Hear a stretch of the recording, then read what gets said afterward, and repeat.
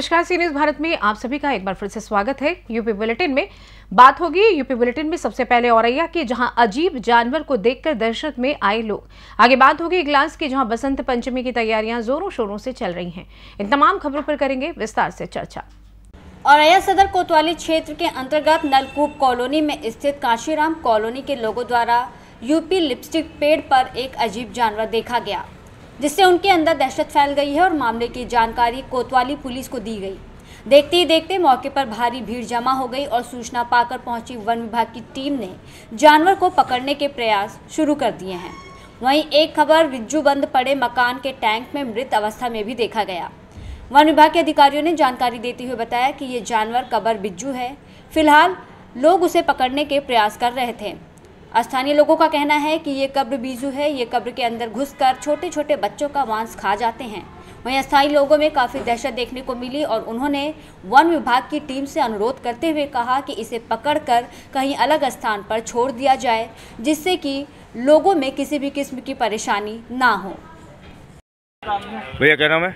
मुस्तकीम अली। मुस्तकीम कहाँ के निवासी हैं? रहने वाले भी दूना के। यहाँ किस जगह पर है? यही भी 9 ब्लॉक में रहते हैं। कौन सी 9 ब्लॉक, कौन सी जगह है? एसपी कॉलोनी, मतलब सैनिक कॉलोनी। सैनिक कॉलोनी। क्या मामला? यहाँ पर आप सारे लोग इकट्ठे थे, क्या ये आया है कहीं से? ये पेड़ के ऊपर चढ़ क्या आया है? ये इससे कबर बिज्जू बोलते हैं। हाँ। छोटे छोटे बच्चे जब खुद गाड़ जाते हैं तो ये निकाल के खा लेता है। हाँ। और ये छोटे बच्चों को हमला कर सकता है। हाँ। ये मार सकता है छोटे बच्चों को। इससे डर है। इससे डर है।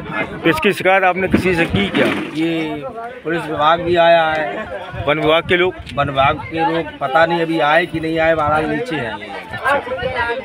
आ चुके हैं वन विभाग वाले लोग। तो इस समय वो कहाँ पर है? जो इस समय पेड़ के ऊपर, लिपस्टिक के पेड़ के ऊपर सबसे ऊंचे बैठ गया है, उतर नहीं रहा है। आप क्या चाहते हैं? हम लोग यह चाहते हैं वन विभाग वाले यहाँ ये इसे उतार लें, हम लोगों को नुकसान नहीं होना चाहिए। दादा क्या नाम है? ठीक है। कहाँ के निवासी हैं? जिला जालौन। यहाँ इस समय किस जगह खड़े हैं आप? जगह तो कॉलोनी में खड़े हैं। कौन सी कॉलोनी है? सैनिक कॉलोनी। अच्छा, क्या मामला है? आप लोग यहाँ सभी लोग इकट्ठे हो रहे हैं? अरे ये कबर बिज्जू है, ये आया है यहाँ, आ गया कहीं जंगल। कहाँ पर आ गया? किस जगह पर? सैनिक कॉलोनी में 9 ब्लॉक में। अच्छा, तो यहाँ क्या कोई पेड़ पे बैठा हुआ है? अच्छा, तो क्या इस पर किसी को सूचना की? वन विभाग या पुलिस वगैरह यहाँ पर आई? हाँ, पुलिस आई है, वन विभाग भी आया। क्या लगता है इससे कि ये कवर बिज्जू क्या नुकसानदायक तक है? ये बच्चों को खा लेता है, छोटे छोटे बच्चों को जो है। औरैया से सी न्यूज संवाददाता श्याम सिंह की रिपोर्ट। इगलास नगर में विगत वर्षों की भांति अब्दुल्ला बाबा की सैयद मज़ार के नाम से लगने वाले मेला वसंत पंचमी की तैयारियां जोर शोर से चल रही है। 29 जनवरी को मेले का उद्घाटन होगा और 5 फरवरी तक मेला चलेगा। इस बार मेले का ठेका पिछले वर्ष की अपेक्षा महंगा 10,70,000 में उठाए जाने के कारण गरीब जनता की जेब का बजट गड़बड़ाता दिखाई दे रहा है। शायद गरीबों के लिए इस बार मेले का आनंद फीका न पड़ जाए।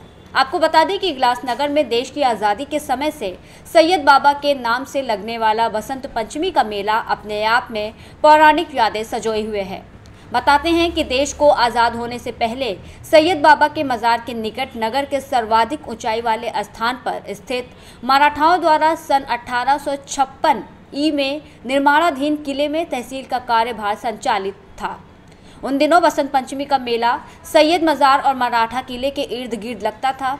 उन दिनों तहसील में बुलंद दख्तर नाम के तहसीलदार तैनात थे और मेले में शोर शराबा होता देख मेले को बंद करा दिया। जैसे ही मेला बंद हुआ, उनके आवास में उन्हें खबर मिली कि उनका घोड़ा मर गया है। उन दिनों घोड़े की सवारी थी। कुछ समय बाद पता चला कि उनका बेटा बीमार हो गया है। रात को तहसीलदार को एक सपना आया कि यदि वो सैयद बाबा की 4 दीवारी कराकर उनका सौंदर्यीकरण कराकर मेला शुरू कर दें तो उनका बेटा स्वस्थ हो जाएगा। तहसीलदार ने सुबह होते ही मुनादी कराकर मेले जैसा ही शुरू करवाया और उनका बेटा स्वस्थ होता चला गया। तब से ये चर्चा दूर दूर तक फैल गई और लोग अपनी अपनी मनोमुराद पाने के लिए यहाँ आने लगे।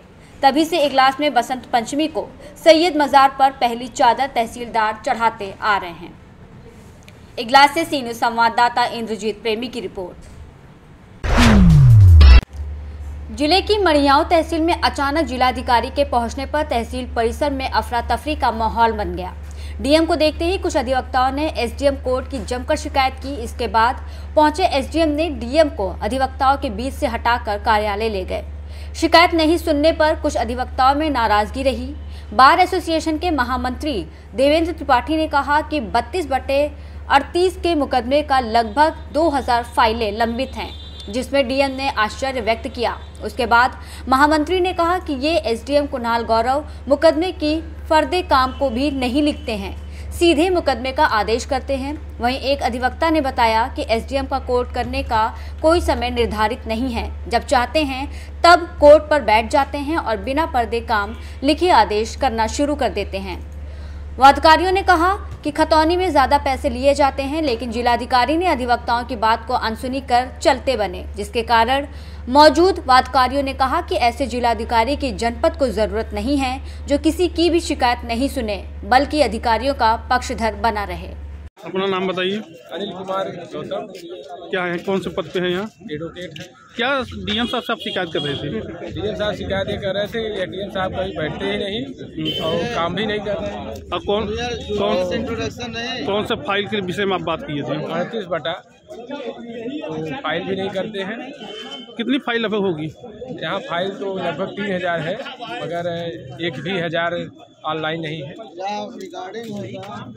और एसडीएम साहब खाली बहकाते हैं लोगों को। अब कोर्ट में आप लोग गए थे, क्या बोले? कोर्ट में गए थे तो उन्होंने कहा कि महामंत्री अध्यक्ष से वार्तालाप के बाद फिर बताया जाएगा, मगर अभी तक कुछ पता ही नहीं चला कि क्या कर रहे हैं क्या नहीं कर रहे।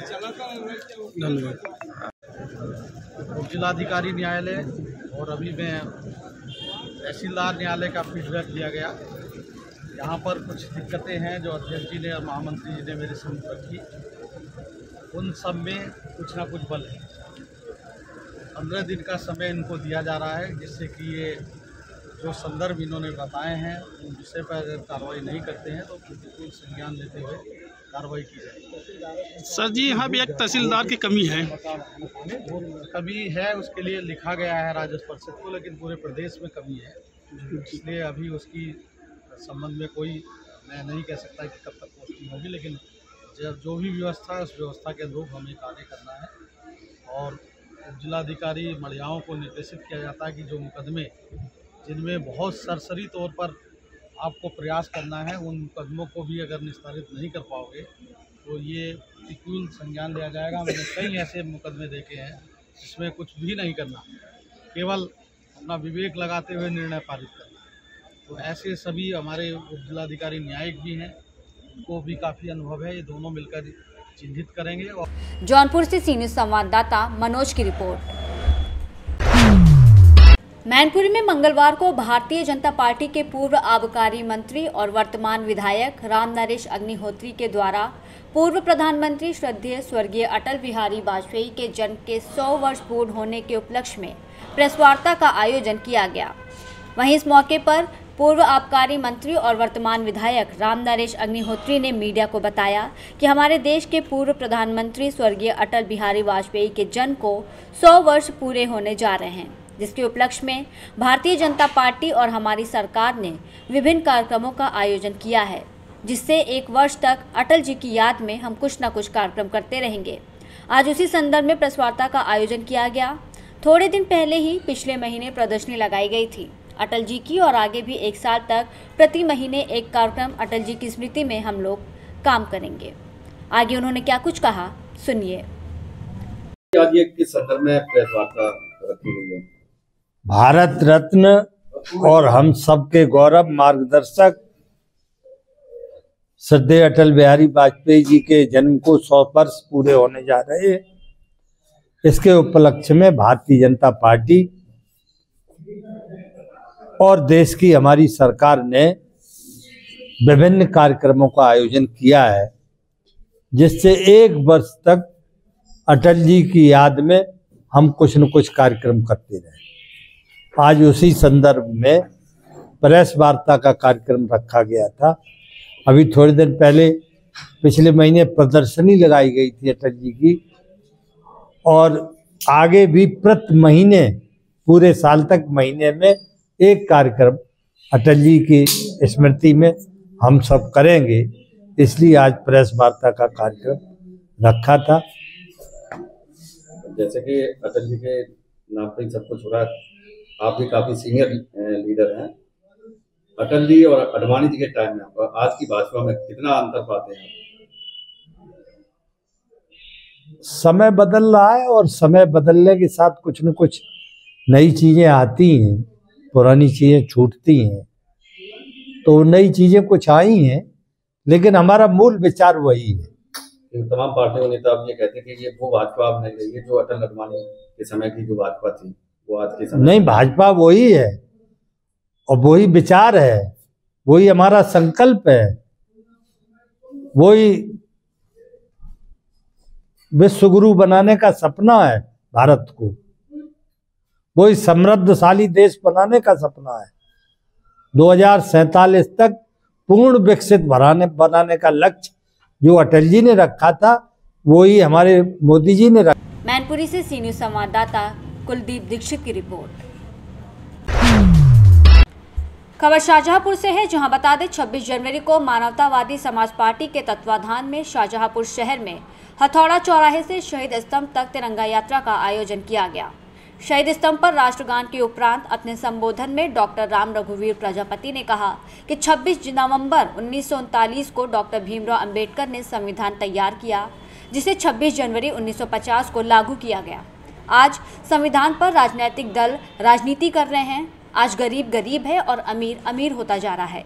ये सब मंथन करें तो निश्चित ही अपने स्वतंत्रता संग्राम सेनानियों को आज नमन करते हैं, जिनके बलिदान और कुर्बानियों से आज का ये दिन देखने को मिला। उन्होंने कहा कि देश को आज़ादी बड़े संघर्षों और बलिदानों के बाद मिली है। अमर शहीदों के बलिदानों को कभी भुलाया नहीं जा सकता है।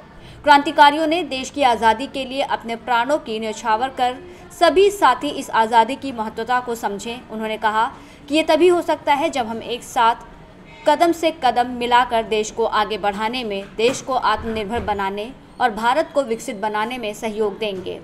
हर भारत के नागरिक की जिम्मेदारी बनती है कि अपने कर्तव्यों को जरूर महसूस करें। जिला अध्यक्ष ब्रिजेश वर्मा एडवोकेट ने कहा कि अपने देश का संविधान पूरे विश्व में सर्वश्रेष्ठ है। तिरंगा यात्रा में जोगिंदर प्रजापति, संतोष कुमार, पालिश कुमार सिंह, अनूप कुमार सिंह आदि हजारों लोगों ने प्रमुख रूप से भाग लिया और तिरंगा यात्रा का नेतृत्व मानवतावादी समाज पार्टी के प्रदेश अध्यक्ष डॉक्टर राम रघुवीर प्रजापति ने किया। कार्यक्रम के समापन पर मिष्ठान वितरण किया गया।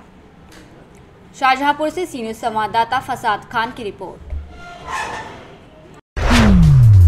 खबर शाहजहांपुर से है, जहां बता दें सिंधौली क्षेत्र के मुड़िया मोड़ स्थित MA public school, glorious minority public school, little scholars convent school में गणतंत्र दिवस धूमधाम के साथ मनाया गया।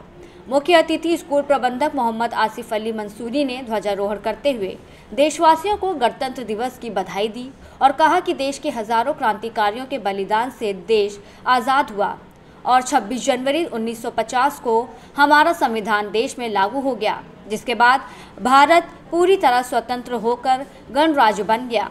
ये दुनिया का सबसे बड़ा और खूबसूरत लोकतांत्रिक देश है। स्कूल के बच्चों ने एक विशाल रैली निकाली, जिससे क्षेत्र में भारत माता की जय और क्रांतिकारी पंडित राम प्रसाद बिस्मिल, अशफाक उल्लाह खान, ठाकुर रोशन सिंह अमर रहे के नारों से गूंजयमान हो गया।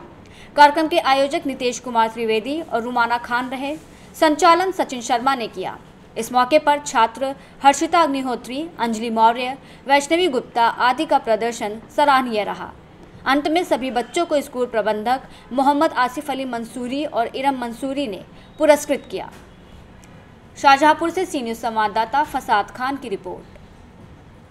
फिलहाल के लिए यूपी बुलेटिन में बस इतना ही। देश दुनिया की तमाम बड़ी खबरों को जानने के लिए जुड़े रहिए सी न्यूज़ भारत के साथ। हर खबर आपके साथ, आपके हाथ।